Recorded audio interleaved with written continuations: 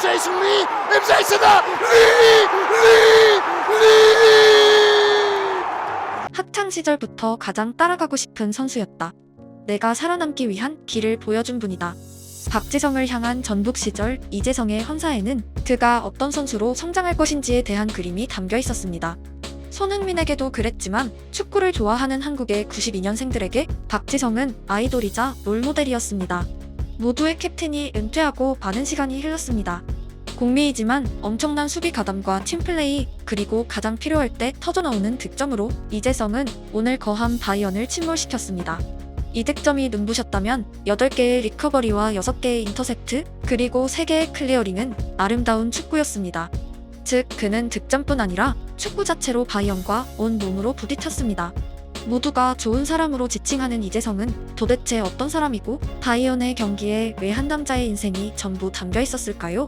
1992년 울산에서 태어난 이재성에겐 태어나자마자 거대한 벽이 존재했습니다. 바로 형 이재건입니다.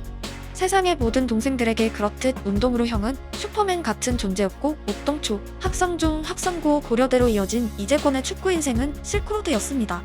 말 그대로 형의 등만 보고 걸은 축구 외길이었습니다. 당연히 어린 시절 이재성의 코치들에게 그는 재건이 동생으로 불렸습니다. 이재건이 힘들게 운동하는 모습을 지켜본 어머니는 셋째 아들의 축구를 반대하셨지만 태어나자마자 형들 그리고 공이 존재했던 이재성에게 축구란 운명이었습니다. 여담이지만 이재성의 부모님은 아들 2명이 있는 집에서 딸을 갖고 싶어 셋째를 낳았지만 바람과는 달리 아들이었고, 이재성은 막내이자 딸 같은 애교를 가진 아들로 자라났습니다.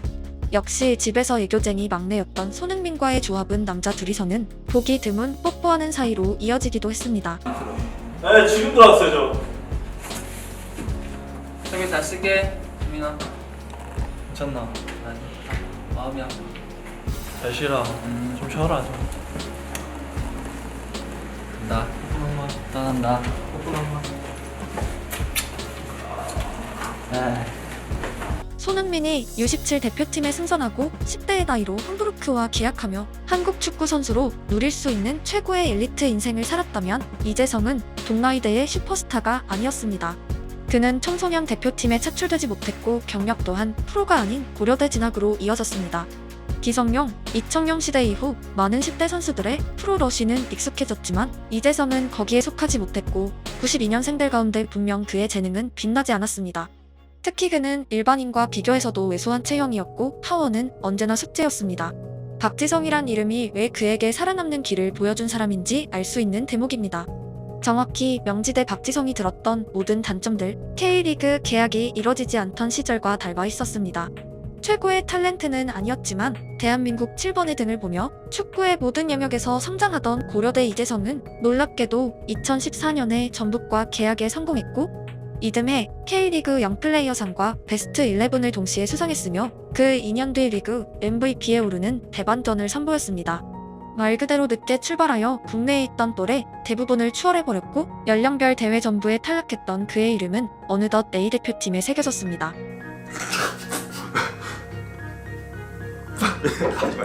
하지 말라는 건데? 아니 오빠 왜?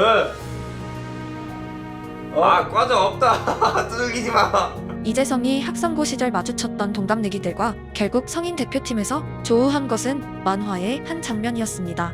축구 만화에서 언제나 천재들이 가득하고 주인공급 스타들은 곧 또래들을 격파한 후 세계로 나아가곤 합니다. 학생고 시절의 이재성은 세계 무대에 오를 수도 없던 무명이었고, 손흥민, 김진수는 말 그대로 전국구 스타들이자 대한민국이란 이름으로 U17 월드컵으로 향했던 국가적 재능이었지만 불과 2년의 프로 경력이 이재성의 모든 것을 바꿔버렸습니다. 절대 넘기 힘들어 보였던 상대팀의 에이스들을 대표팀의 기라성 같은 선배들 사이에서 단비 같은 동갑 친구로 제외한 것은 영원한 적은 없다는 흔적입니다. 공을 뺏는 건 축구 비디오 게임인 위닝 11을 하면서 배웠다. 게임에서 축구를 배웠다고 할까? 상대가 하려는 패턴을 읽기 위해 게임도 적극적으로 수비하는 운영을 하는 편이었다. 계속 프레싱을 가하고 예측을 해서 끊으려는 스타일이다. 그래서 나랑 위닝을 하면 골이 많이 터지진 않는다. 그런데 실제로 경기에서도 그렇게 되더라. 박지성의 이름과 함께 지금 이재성의 축구를 모두 설명하는 문장은 재밌게도 위닝이란 게임에서 비롯되었습니다. 보통 공미나 공격수들은 골 넣는 방식에 집착하는 경향이 있지만 그는 게임에서 뺏는 것에 집착했고 실제 축구로 이어졌습니다. 체력 훈련을 할 때는 돋보이는 타입은 아니다. 체력 테스트는 상위권이 아니다. 그런데 경기장 위에서 발휘되는 체력은 그것과 다른 것 같다. 경기장에서는 더 신이 나서 뛰어다니니까 힘들지가 않다. 맹목적으로 뛰는 걸 좋아하지 않는 편이라 그렇다. 대표팀에서 누구보다 많이 뛰는 남자는 체력 테스트에서 빛나는 타입이 아니었습니다. 하지만 실제 경기만 참여하면 어떤 에너지가 발휘되는 그의 축구는 분명 그의 이타심과 연결되어 있습니다. 사람을 대하는 그의 방식은 제 채널에서 자주 소개했던 장면이고 가장 좋아하는 클립 중 하나입니다. 필드 위에 사람을 대할 때나 식당에 사람을 대할 때나 그에겐 언제나 온기가 함께 있습니다. 필드 위에선 한 발 더 뛰는 행동으로 이어졌다면 일상에선 인사와 덕담으로 보여집니다. 누군가는 식당에서 차려진 밥 한 그릇을 당연하게 여기고 그들의 일은 돈을 받기에 영이 되는 것으로 간주하지만 이재성은 자신이 누리는 모든 것을 감사하는 사람입니다.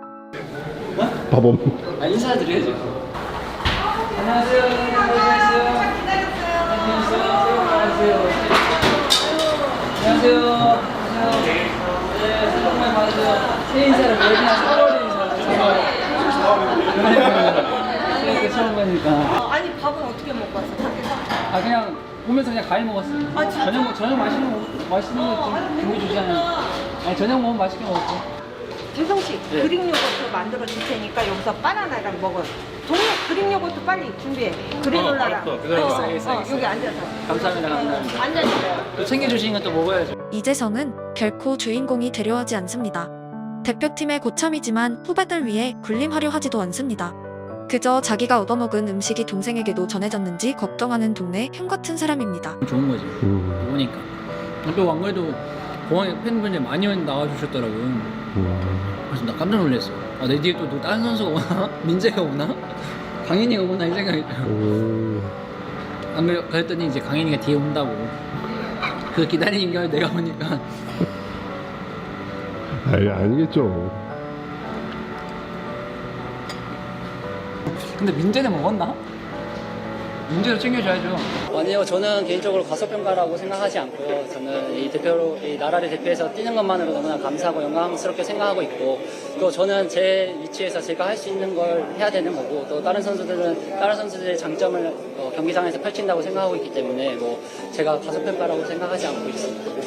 일단 저보다는 더 뛰어난 실력을 가지고 있다고 생각하고 있고요. 또 벌써부터 유럽에서 맹활약을 하고 있기 때문에 앞으로 어떤 미래를 보여줄지 많이 기대가 되는 것 같고요. 앞으로 어린 선수들이 초심을 잊지 않고 계속해서 끊임없이 발전을 하기 위해서 노력을 했으면 좋겠다라는 바람을 갖고 있습니다. 부담을 안 가지려고 하지만 그래도 그 상징성 있는 번호이기 때문에 더 최선을 다하려고 노력을 하고 있고요. 어쩌면 그 다음에 받는 선수가 좀 더 편안하게 받을 수 있지 않을까 생각하고 있습니다. 오케이, 감사합니다. 감사합니다. 이미 그 나이대랑 저에 비교하면 이미 넘어섰다고 생각하고 있고요. 그의 성향은 정확히 필드 위로 연결됩니다. 팀이 원하면 득점하고 수비를 원하면 막아내고 에너지가 필요하면 자기가 가장 많이 뛰는 방식입니다. 고등학교랑 대학교 때는 팀 내에 골을 해결해줄 공격수가 부족했던 상황이어서 팀이 내게 많이 의지를 했다. 나도 그걸 의식하고 골을 넣으려고 플레이하다 보니 골이 많이 나왔다. 전북은 워낙 골을 넣어줄 해결사가 많기 때문에 내 역할은 조금 뒤에서 받쳐주는 부분이라 생각한다. 오히려 요즘엔 만들어주는 역할을 하고 싶은데 감독님은 골 욕심도 내라고 하신다. 팀이 원하면 제공했던 남자의 축구는 다이언전에서 완성형을 선보였습니다. 막아내고 패스하고 많이 뛰며 득점까지 해버리는 축구였습니다. 고작 90분간의 경기에는 이재성이 살아온 30년이 온전히 담겨 있었습니다. 울산의 작은 동네 어딘가에서 이재성의 득점이 필요했기에 터져놨던 플레이, 학상 중에 감독이 원하던 연계, 전북의 동료들이 바랐던 패스와 수비까지 전부가 있었습니다. 곳곳에서 쌓아 올린 그의 축구는 세계 최고의 팀 중 하나인 바이에른 뮌헨을 상대로 포효했습니다. 재밌게도 주워먹기까지 이재성에겐 운이 아닙니다. 패턴입니다. 사실 골을 넣는 주 패턴이 옆에 있다가 공을 흘러서 주워먹거나 골대 맞고 나온 걸 주워먹는 형태다. 한 번씩 왼발로 감아차는 게 그 밖의 패턴이다. 대표팀에서 넣은 A매치 데뷔골이 전형적인 내가 골을 넣는 패턴이다. 많이 뛰면서 리바운드를 노린다. 그는 많이 뛰기에 많은 리바운드 기회가 생깁니다. 누군가는 주워 먹는 꼴이 가만히 있다 생긴 행운이라 말하지만 이재성의 그것은 결이 다릅니다. 그는 골대 앞에만 서 있는 사람이 아니라 최후방에서 공을 커트해내 어느 순간 가장 좋은 자리까지 나타나 리바운드 골을 노려왔기 때문입니다. 득점하는 방식마저 이재성이란 사람이 녹아 있습니다. 저도 한 명의 사회인으로서 이재성은 꼭 동료로 옆에 있었으면 하는 사람입니다. 이런 사람이 팀에 있다는 것은 든든함 그 자체이고 우리가 부족한 것을 찾아내 메워줄 사람이자 비로소 우리를 완전하게 만들어줄 히든 카드이기 때문입니다. 세계 최강의 팀 바이언을 만나러 갈 때 나의 라커룸에 이재성이 있다는 것은 그런 의미입니다. 그의 존재는 11명을 마치 12명처럼 보이게 만드는 마법과도 같습니다.